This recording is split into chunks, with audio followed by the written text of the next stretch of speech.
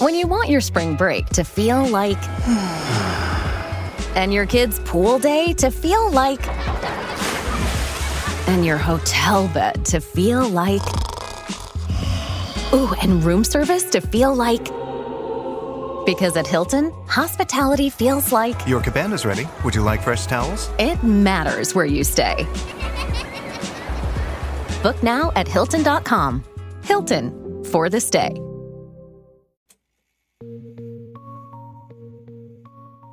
Una de las historias más famosas del folclore criminal de los Estados Unidos es la de Lizzie Borden, más conocida como la asesina del hacha, tras las muertes violentas de su padre Andrew y su madrastra Abby el 4 de agosto de 1892 en Fall River, Massachusetts.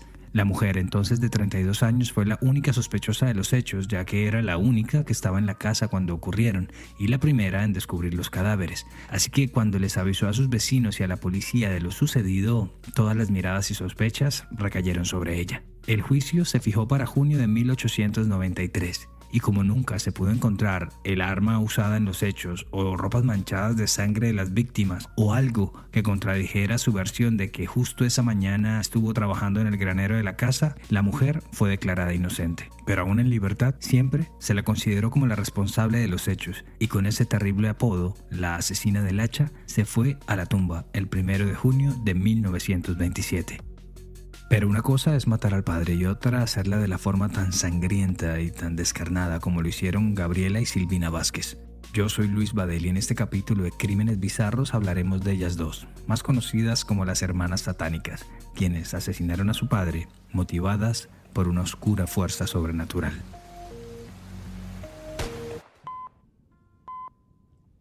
El tema de este episodio nos lo sugirió Florencia Sacchetti a través de nuestra cuenta de Instagram @crímenesbizarros. Si quieren proponer un tema o saludar, ya lo saben, @crímenesbizarros en Instagram y también en Facebook. A Florencia y a todos los que nos han escrito hasta hoy, muchas gracias. Siempre será bueno saber de ustedes. La mañana del lunes 27 de marzo del año 2000, la ciudad de Buenos Aires arrancó con la resaca que suelen dejar los fines de semana largos. Ese lunes, los trabajadores y estudiantes volvían a sus oficinas y aulas luego de 3 días de descanso y la normalidad también parecía estar de regreso. Atrás habían quedado las vacaciones, la jornada de carnaval y los días de intenso calor. Sin embargo, en el número 5873 de la calle Manuela Pedraza, entre Cereti y Pestalozzi, las cosas estaban lejos de ser normales. Sus inquilinos, Juan Carlos Vázquez, de 50 años y de ocupación ferretero, y sus hijas universitarias, Gabriela, de 29, y Silvina, de 21, estarían participando en una jornada de purificación que terminaría horas después con el brutal asesinato del hombre. Hay reportes que indican que la algarabía había empezado en horas de la noche anterior, con cánticos, gritos, oraciones, y que a medida que pasaron las horas, el escándalo fue en aumento, con lamentos desgarrados, con varias voces y uno que otro sonido de cosas estallándose contra el piso, al punto que algunos de los asustados vecinos decidieron dar aviso a las autoridades. Los primeros en responder el llamado fueron los policías de la Comisaría 49, quienes al llegar timbraron en uno de los 2 departamentos en los que está dividida esa casa de 2 plantas, de puertas verdes de metal vidrio y de una ventana que apenas daba hacia un pequeño arbusto. Los Vázquez vivían en el departamento número 1.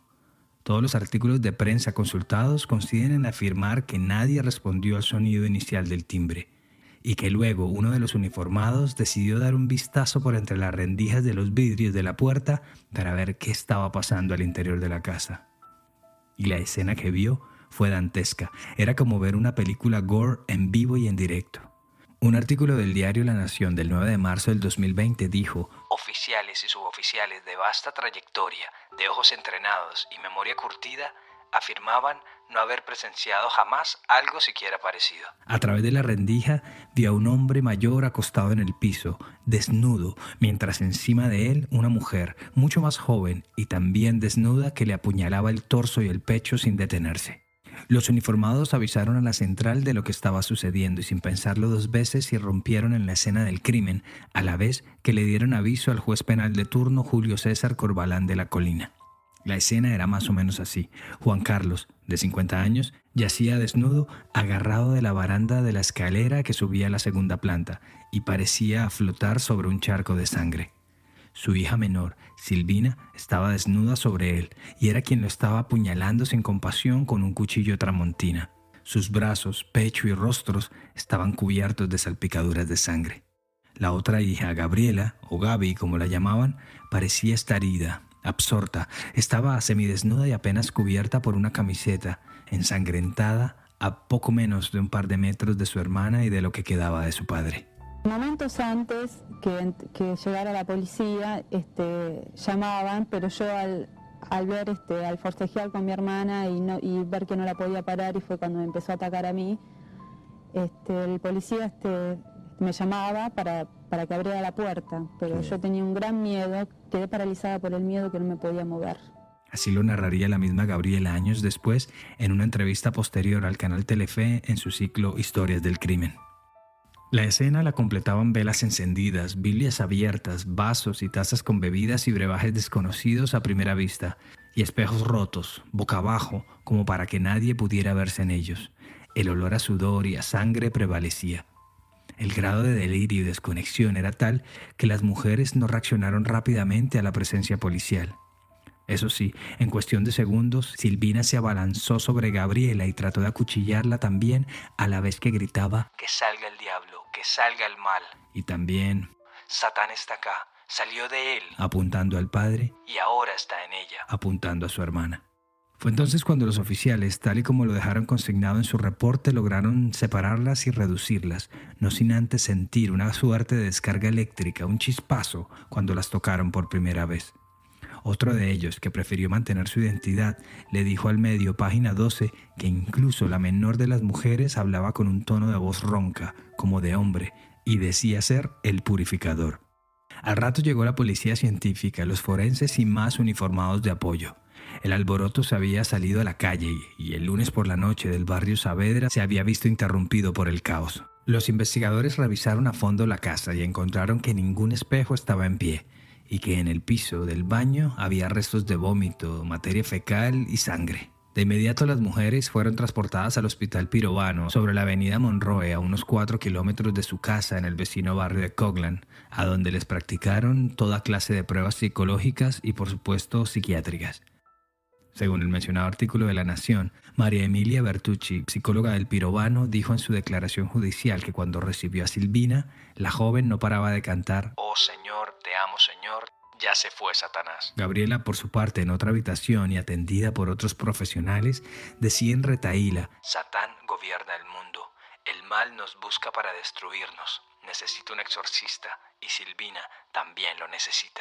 Tras varios días en observación, los profesionales del Pirovano le dieron su dictamen al juez Corbalán de la Colina. Ambas presentan índices médicos legales de peligrosidad para sí y o para terceros.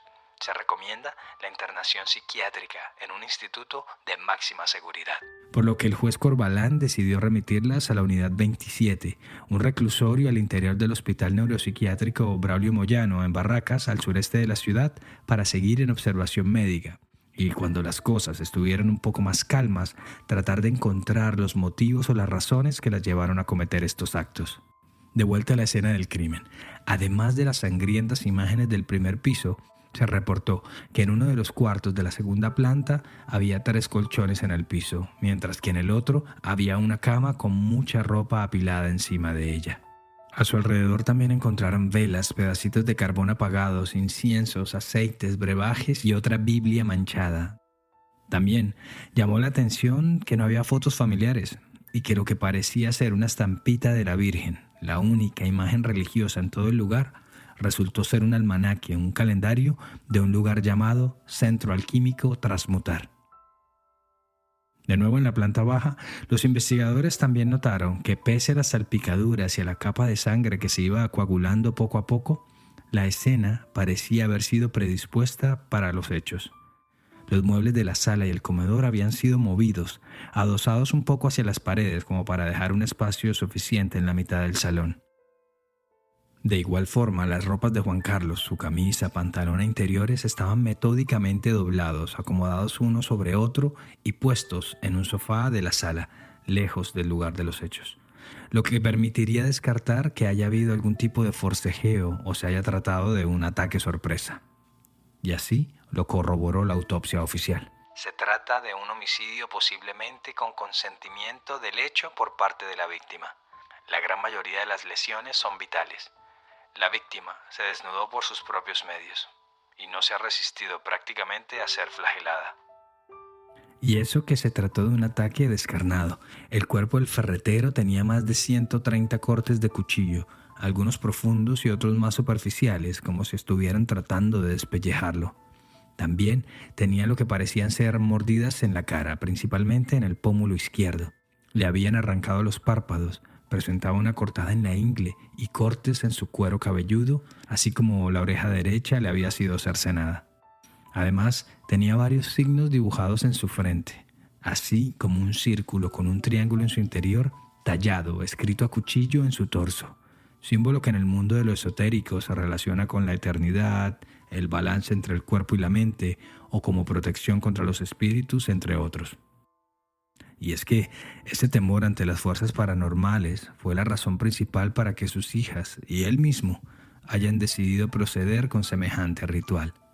Así también lo sentenciaron los forenses de la autopsia. Se puede sostener que el padre estaba también contagiado, sugestionado e inducido por el delirio, y que en el deseo de terminar, quizás, con el tormento de la hechicería y el influjo del maligno, habría finalizado su obra, terminando por ceder su cuerpo a sus hijas. Pero recordemos que estos hechos ocurrieron en el año 2000, no es cosa del siglo pasado, del oscurantismo, del medioevo. Entonces, ¿qué pudo haber pasado para que dos jóvenes universitarias, dulces y de cierta forma normales, hayan podido caer en semejante fanatismo y estado psicótico? La razón, según ellas, era que su casa parecía ser presa desde hacía algún tiempo de espíritus malignos. Estos movían objetos de su lugar, hacían que se estallaran de la nada los bombillos de las lámparas, extraviaban las cosas, apagaban los electrodomésticos, movían las cortinas. Al menos eso fue lo que las jóvenes le dijeron a las autoridades y al personal médico. Pero ¿hay acaso otro factor que hizo que las chicas perdieran el norte y la paz? Y eso fue la muerte de Aurora Gamarra, su madre, ocurrida en 1993. Ella era el centro de la familia, la que los mantenía unidos contra viento y marea. Y aunque varios artículos hablan de que tenía una tumultuosa relación con la hija mayor, con Gabriela, todos giraban positivamente alrededor de la matrona de la casa. Mira, cuando murió mi mamá, fue una gran pérdida, ¿no? Porque ya que mi mamá era la persona que manejaba la casa. Y fue como que nos encontramos un poco perdidos, los tres. En un reportaje escrito en la revista Gatopardo por Guido Bilbao en septiembre de 2010, el fallecimiento de la madre tras una dolorosa y lenta batalla contra la diabetes fue el clic, el momento bisagra dentro de la cabeza de las chicas. Silvina empezó con un miedo permanente que algo le iba a pasar y a vivir en un estado constante de paranoia, mientras que Gabriela perdió la estabilidad que le suponía una relación de años con su novio y empezó a adentrarse en el mundo de la noche, con todo lo que eso conlleva. Entre ellas también discutían muchísimo y el agobiado padre tenía que lidiar con sus cambios de humor, sus desazones y sus tristezas. Bilbao dice en la crónica: Silvina le decía puta a Gabriela y ésta le contestaba loca. Por la ropa, por el perfume, por todo discutían. Cuando una grababa un video de Pink Floyd, la otra se lo arruinaba encima con un recital de Luis Miguel. Esa noche, la del video, Juan Carlos Vázquez se puso como nunca. Destrozó la videocasetera a martillazos y sin decir palabras resolvió la discusión. Pese a todo y a lo dura de la situación familiar, para la mayor de las hijas el ferretero era un buen padre. Una familia normal. Con mi hermana teníamos muchas discusiones, peleas de hermanas, pero con mi papá era el mejor padre que puede tener cualquier hijo. Nos llevábamos muy bien, salíamos los domingos, íbamos a la iglesia. Cuando era joven, Vázquez llegó a Buenos Aires, al sector de Lomas de Zamora, proveniente de Salta, y mientras hacía la secundaria en horas de la noche, conoció a su futura esposa, quien a su vez había llegado de la provincia de Entre Ríos. Después llegaron las niñas y cuando ya estaban un poco más grandecitas se fueron a la ciudad como tal, al barrio de Caballito. Allí estuvieron hasta la muerte de Aurora, cuando en 1998 decidieron mudarse el padre y las dos hijas al departamento donde ocurrieron los hechos, en Manuela Pedraza. La idea del padre con esa mudanza era tener un nuevo comienzo para ellos tres, un lugar nuevo, más cerca de las facultades de sus hijas y también de su trabajo en una ferretería en el sector de Villa Pueyrredón. Pero el cambio parecía que no estaba dando resultado. Silvina decía que el lugar olía a muerto y empezó a registrar las situaciones paranormales que ya describimos. Es más, pese a que el diagnóstico de diabetes de su mamá era innegable, la menor de las hermanas creía estrictamente que su muerte había sido producto de un trabajo, de un hechizo, de un encantamiento de alguien de Lomas de Zamora. Era tal el acoso que sentía que la joven fue a pedir ayuda a la parroquia Santa María de los Ángeles, situada a unos 10 minutos en coche andando hacia el este sobre la misma calle Manuela Pedraza. Allí, un sacerdote le habría dicho que para que todo eso terminara, tenían que purificar la casa con las armas propias de la Iglesia Católica, es decir, mucha agua bendita y muchas oraciones. Pero también con el fin de adquirir más conocimientos en materias paranormales, el cura también le recomendó ir al centro alquímico Transmutar, el mismo del calendario de la Virgen encontrado en la casa. Bueno, pues resulta que Transmutar era hasta entonces un reservado local para personas con interés de aprender temas como purificación del alma, viaje angélico de transmutación o tomar un curso de operador alquímico. Si lo que buscaban eran productos, había toda clase de mejunjes, elixires y aceites, inciensos y mirras, así como libros de numerología, tarot y hasta de Paulo Coelho. Y aunque Transmutar no estaba atado a ninguna religión, parte de su iconografía se antojaba cristiana o católica y muchos de sus rituales de purificación contenían oraciones tradicionales como Padres Nuestros y Gloria al Padre, así como el uso de un producto misterioso. Gabriela habría dicho en una entrevista tiempo después que para purificarse tenían que bañarse en elixir blanco y hacerlo durante 20 días. Según ella, la casa mejoró un montón, pero algo falló, porque fue entonces cuando notó los cambios en su hermana Silvina. Silvina era otra, tenía otro tono de voz, se le metió algo.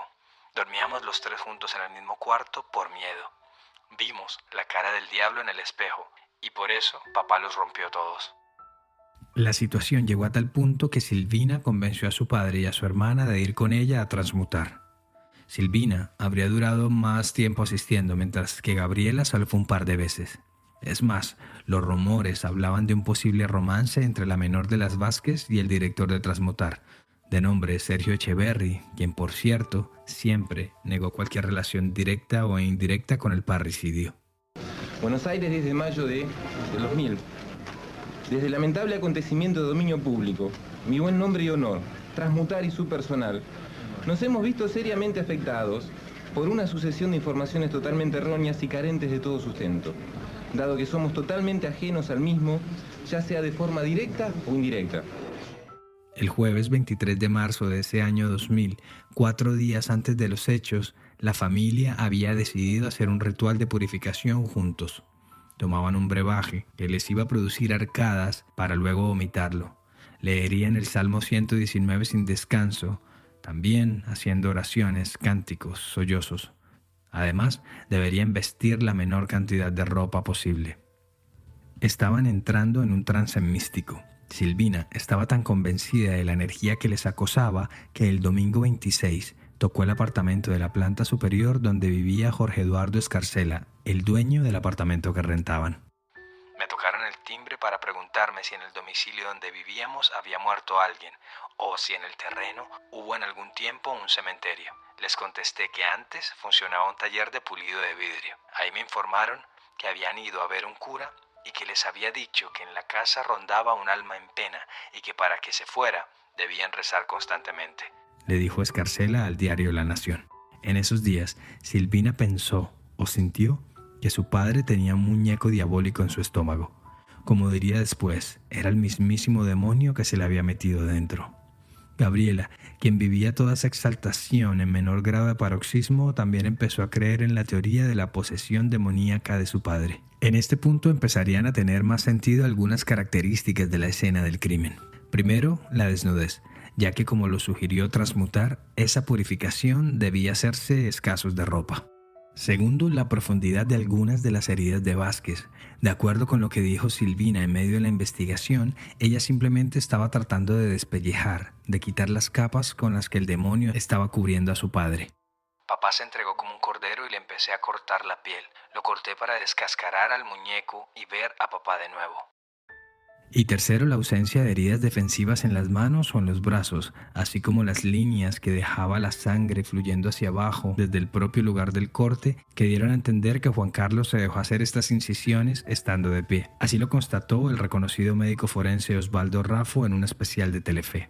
Y cuando examinamos el cadáver, había lo que se llama en criminalística un goteo estático, o sea que observando a la víctima había, digamos, chorreado la sangre de arriba hacia abajo. Y esto suponía una víctima en posición de pie soportando las lesiones. Una de esas incisiones le perforó la arteria carótida y Vázquez se fue desangrando poco a poco, según reportes médicos, en una agonía que se pudo haber prolongado por 2 horas y media.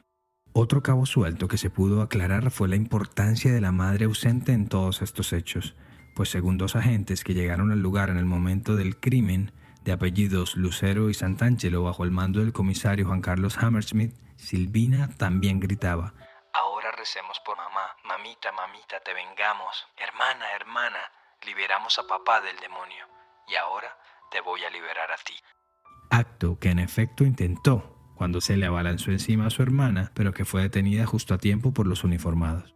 Mientras tanto, custodios policiales vigilaban el frente de la casa del barrio Saavedra, armados con rosarios y cruces, a la vez que decenas de vecinos y curiosos se acercaban cada tanto a tratar de ver con sus propios ojos algo de aquella imagen dantesca y, cómo no, fabricar sus propias hipótesis. Por supuesto, los rumores empezaron a aparecer. Un reportaje en el portal Cosecha Roja, escrito por Marina Guerrier en enero de 2016, recopiló algunos de ellos. Como se supo que todos dormían últimamente en la misma habitación, se llegó a hablar de incesto. Una mujer llamada Margarita Fernández, quien aseguró ser la madre de una amiga de Gabriela, le dijo al diario Clarín el 31 de marzo de ese año que cuando las chicas se iban de fiesta, Gabriela no se regresaba pronto a casa, sino que se quedaba en el centro, levantando tipos por plata o consumiendo drogas. También afirmó que en el último tiempo, Gabriela también dormía con el padre, pero nunca aclaró propiamente a qué se refería, si desde un punto de vista sexual o constatando lo que ya se sabía y era que todos dormían en el mismo cuarto.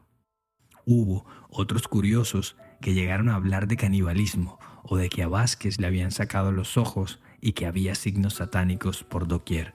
Que no, todo eso es mentira de algún perverso que escribió esa barbaridad. Mi papá nunca nos tocó un pelo, era un padrazo. Rumores y suposiciones que a la final fueron denegados por la ciencia y las fuentes oficiales. Es decir, los peritajes nunca encontraron ningún tipo de fluido o rastros de relaciones sexuales ni en la víctima ni en las jóvenes. Y la autopsia tampoco arrojó prueba alguna de canibalismo, salvo lo que parecía ser un mordisco en el pómulo izquierdo de la víctima. De igual forma, el cuerpo sí tenía los ojos en su lugar, solo no tenía los párpados, así como tampoco había ningún rastro de nada satánico en la escena del crimen en las paredes. Todo había sido una ceremonia, una mezcla de brote psicótico, paranoia y ejercicio esotérico que se había salido de las manos y había terminado de la peor manera posible. 2 días después de los hechos, la policía allanó y clausuró temporalmente el local del Centro Alquímico Transmutar en Buenos Aires. Querían conocer la opinión de Sergio Echeverri, su director, quien por esos días no solo estaba en Brasil, sino en el centro de la polémica. No en vano, en su página web decía: «Sea cual fuera el resultado de la purificación, comuníquese con Transmutar». Así que ya se podrán imaginar cuán urgente era obtener su testimonio. Lo cierto es que con el paso de los días, luego de ser trasladadas al hospital Braulio Moyano, a las hermanas Silvina y Gabriela como que se les perdió el rastro. Es decir, ya estaban detenidas, cada una por separado. Desde el día de los hechos no se les permitió volver a encontrarse, al menos sin la presencia de un profesional. El siguiente paso era entonces ver qué decía la justicia sobre ellas y ver qué decían también los profesionales de la salud. Inicialmente se comprobó que Gabriela no tuvo nada que ver directamente con el asesinato de su padre, con la acción de acuchillar al padre, y que todo el acto de apuñalamiento fue por cuenta de Silvina. En un dictamen unánime, los psiquiatras Lucio Bellomo, Lidia Cortecchi, Martina Barrategui y las psicólogas María Casiglia y Ana María Cabanillas del personal médico del Braulio Moyano diagnosticaron a Gabriela con un síndrome pseudoesquizoide con intervalos semilúcidos, mientras que a Silvina un cuadro de esquizofrenia severo, peligroso para sí misma y para terceros. Ante tal panorama, el juez Corbalán de la Colina decidió declarar inimputables a las dos hermanas, dado que jurídica y psiquiátricamente no pudieron comprender la criminalidad de sus actos, tal y como lo contempla el artículo 34 del Código Penal argentino. En la resolución del expediente 31.199 del Juzgado Criminal de Instrucción 46 se reza lo siguiente. Silvina y Gabriela Vázquez formaron una diada en la que se influenciaron recíprocamente con el tema demoníaco, en el cual creyeron con una convicción altamente delirante de la presencia del demonio, y finalizaron por consumar un tétrico parricidio. De tajo, el letrado también descartó la teoría de la posesión demoníaca, y dijo que ahí no hubo ni exorcismo ni conjura, sino una sucesión de actos desorganizados, disparatados y absolutamente psicóticos que culminaron con la patética muerte de su padre. Y aunque no había forma de condenarles por un crimen que se cometió cuando estaban fuera de sus cabales, el juez Corbalán sí decidió que las dos hermanas permanecieran internadas en el hospital psiquiátrico por un tiempo más. La justicia sí me trató bien.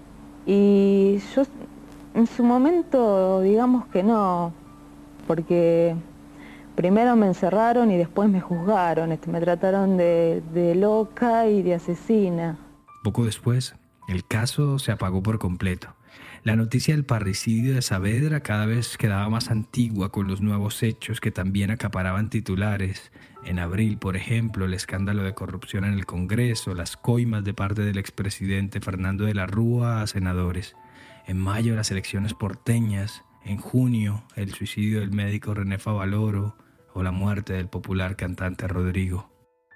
Se sabría bastante tiempo después, en 2010, que Gabriela estuvo internada por 9 meses en el Braulio Moyano. En diciembre del año 2000 recobró su libertad.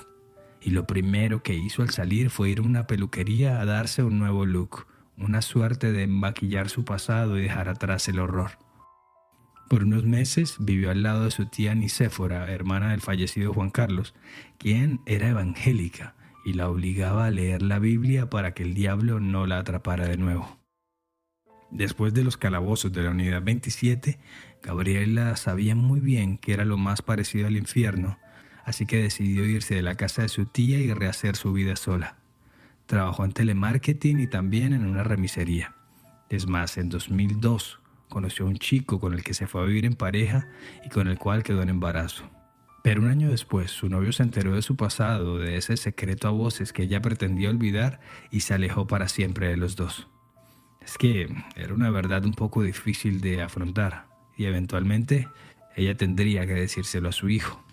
Y en su momento veré, cuando tenga la mayoría de edad, obvio que se lo voy a contar yo, porque esto es algo que fue un hecho resonante y que no se lo trató con la seriedad que tendría que haber sido, y bueno, y de contarle, ¿no? Lo que pasó realmente, que no fue lo que se dijo. A Silvina, por su parte, la internación en el Braulio Moyano se le extendió hasta el 2003. Después se supo que se inscribió de nuevo en la Universidad de Buenos Aires para terminar Ciencias Económicas y terminar los estudios que había dejado iniciados años atrás. Y al igual que su hermana mayor, también decidió tomar un perfil bajo. Y como si supieran que no deberían estar juntas, luego de salir del hospital, las dos hermanas no se volvieron a encontrar y nunca más han retomado contacto. Y no la veo, porque a mí me hace mal verla y a ella también. No con esto, no quiere decir que yo no me ocupo, como que nos hace mal vernos a las dos. Ella por su parte y a mí por la mía. Tanta sangre y tanta sevicia también hicieron que el departamento de la calle Manuela Pedraza sufriera las consecuencias. Aunque su dueño, Jorge Escarcela, hizo varias purificaciones en el lugar y le renovó su interior con la idea de borrar cualquier asomo del crimen cometido, ahora sí el lugar parece maldito. Al punto que nadie lo ha querido volver a arrendar. Y cuando algún posible inquilino ya está a punto de firmar el contrato, justo se entera de lo ocurrido esa noche de marzo del año 2000 y enseguida se echa para atrás. Tras varios intentos fallidos, hoy vive allí un familiar del dueño y por lo pronto no ha habido más noticias de lámparas que se enciendan y se apaguen solas o de cosas que se muevan sin sentido. Es como si por fin la paz hubiera regresado a este punto del barrio Saavedra. Y ojalá también haya vuelto a las mentes de las hermanas Vázquez, donde sea que ellas se encuentren.